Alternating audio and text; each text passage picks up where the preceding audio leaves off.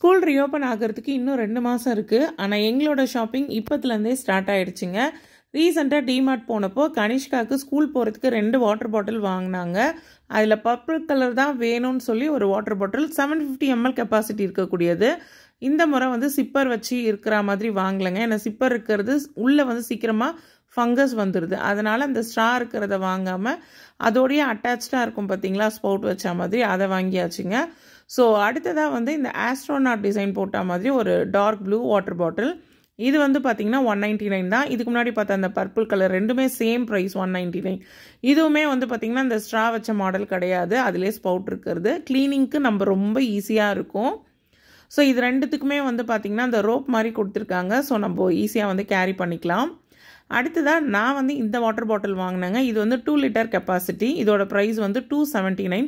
இந்த water bottle மெயினாக வந்து ட்ராவல் பண்ணுறப்போ நம்ம எடுத்துகிட்டு போகலாங்க. ஸோ அடுத்ததாக வந்து வெக்கேஷன் வந்து நாங்கள் பிளான் பண்ணியிருக்கோம். ஸோ அதுக்கு வந்து யூஸ் ஆகும். அதுக்காக இந்த வாட்டர் பாட்டில் வாங்கினது. இப்போ வாங்கியிருக்க இந்த 3 வாட்டர் பாட்டிலுமே க்ளீனிங்க்கு ரொம்பவே ஈஸியாக இருக்கிற மாதிரி தான் நான் பார்த்து வாங்கியிருக்கேன். இந்த வாட்டர் பாட்டிலோட ஹேண்டில் வந்து நல்லா ஸ்ட்ராங்காக ஹெவியாக இருக்குது.